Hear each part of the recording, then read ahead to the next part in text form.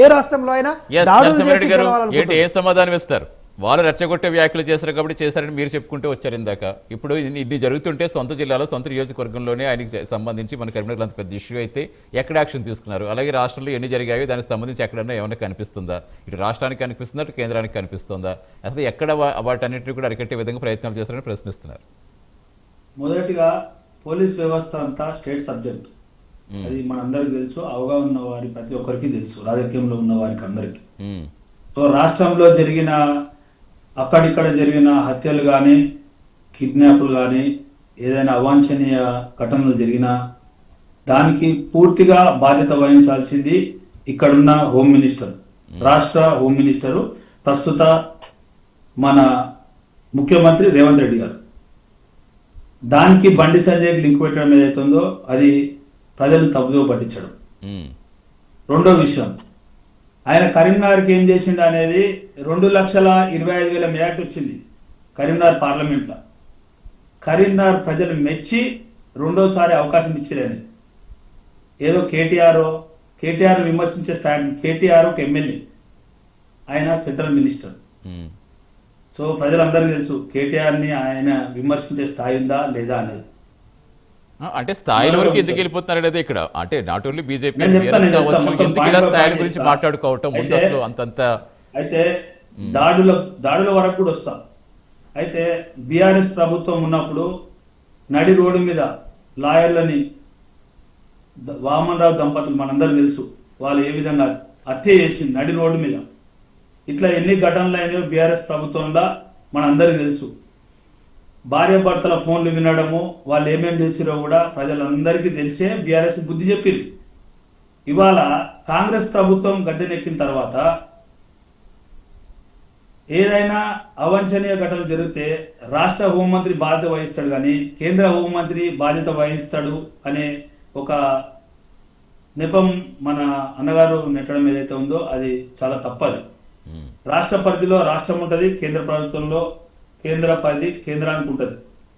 అదేవిధంగా ఇక్కడ మనందరం గమనించాల్సింది ఏంటంటే, ఇక్కడ 3 రాష్ట్రాలలో భారతీయ జనతా పార్టీ గెలవడం, తెలంగాణలో ప్రతి ఒక్కరి మధ్యలో బీజేపీ అని ప్రతి ఒక్కరు అనుకోవడం, దాన్ని ఖచ్చితంగా దాని మనసుకు తీసుకోక కౌశిక్ రెడ్డి గారు కానీ లేకుంటే కేటీఆర్ గారు వారి మనుషులతో ఇలా ప్రెస్ మీట్లు పెట్టి తిట్టించి మోదీ మే 10కి మోదీ వస్తున్న పరేడ్ గ్రౌండ్స్కి అందరు మోదీ అంటారు కాబట్టి మనం అందరు మర్చిపోయేటట్టు బీఆర్ఎస్ని అని ఒక కుటిలమైన ఆట ఆడుతుర్రని నాకు అనిపిస్తుంది. ఎందుకంటే ఇవాళ కౌశిక్ రెడ్డి గారు మాటలు మనం వింటే ఆయన ఏమన్నాడు, 50 కోట్లు బండి సంజయ్ ఖర్చు పెట్టిండు, 100 కోట్లు ఖర్చు పెట్టిండు, 100 కోట్లు 50 కోట్లు ఖర్చు పెట్టిన దానికి నీ దగ్గర ఏముంది? ఇవాళ అన్నగారు అన్నాడు, దత్తాత్రేయ అన్నగారు ఏమంటారు, దేనికైనా ఎవిడెన్స్ అడుగుతుంది. ఇవాళ నీ దగ్గర ఎవిడెన్స్ ఉందా? మరి నువ్వు ఎవిడెన్స్ ఉండే మాట్లాడినావా? ఉట్టిగానే 50 కోట్లు పెట్టిండు, 100 కోట్లు పెట్టిండు అంటే నడవదు కదా. ప్రజల మనసు మెచ్చిండు, ప్రజల మనసు గెలిచిండు.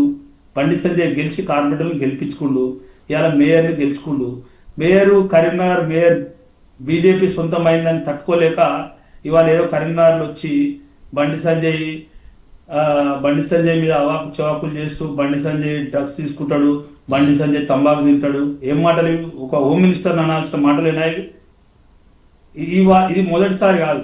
ఒకవైపు డ్రగ్స్ రహిత రాష్ట్రంగా మార్చడానికి అందరూ ప్రయత్నిద్దామని చెప్పి అందరూ డ్రగ్స్ చుట్టూ రాజకీయాలు ఎందుకు నడుపుతున్నారు? అసలు అది అర్థం కాని ప్రశ్న. ఒక విషయం ఏంటంటే, కౌశిక్ రెడ్డి గారు ఇది మొదటిసారి కాదు. పర్సనల్ అటాక్స్ మానేసుకొని ఆయన హుందాగా ఏదైనా ఆయన విమర్శించాలనుకుంటే హుందాగా విమర్శిస్తే ప్రజలు కూడా దాన్ని యాక్సెప్ట్ చేస్తారు, లీడర్లు కూడా యాక్సెప్ట్ చేస్తారు, కార్యకర్తలు కూడా దాన్ని యాక్సెప్ట్ చేస్తారు. నువ్వు పర్సనల్ అటాక్స్ చేస్తే కార్యకర్తలు కూడా నారాజు అవుతారు ఖచ్చితంగా. సో ఎప్పుడైతే నాయకులు పర్సనల్ అటాక్స్ బంద్ చేసి వాళ్ళు హుందాగా విమర్శ చేయడం మొదలు పెడతారో ఆ రోజు కార్యకర్తలు కూడా హుందాగా ఉండడం బిహేవ్ చేస్తారు.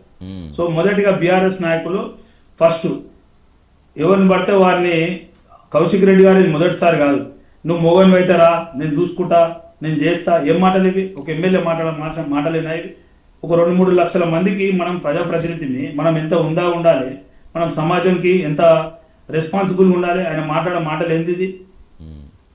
అదే ఇందాక శేషు గారు చెప్తూ కూడా అదే కూడా చెప్పింది, ఎవరికైనా సరే నాట్ ఓన్లీ ఒక్క పార్టీని ఉద్దేశించి కాదు, ఎవరైనా సరే తప్పదు. అధికార ఇప్పుడు పక్షంలో వాళ్ళు ఏమైందంటే- నిర్ణయాలు తీసుకోవాలి, ప్రతిపక్షంలో వాళ్ళు బాధ్యతగా ఉండాలి, ప్రజల పక్షాన్ని ఎక్కువగా పోరాట విధంగా చేయాలి. కానీ అధికార ప్రతిపక్షం ఈ రోజున కేవలం ఒక మాటల దందని ఎప్పుడైతే comments అంటే అలా కాదు. మితిమీరిపోతాయో- వస్తాను శేషు గారు, మీరు బ్రేక్ తీసుకుని బ్రేక్ తర్వాత చెప్తున్నారు సోషల్ మీడియాలో జరుగుతున్న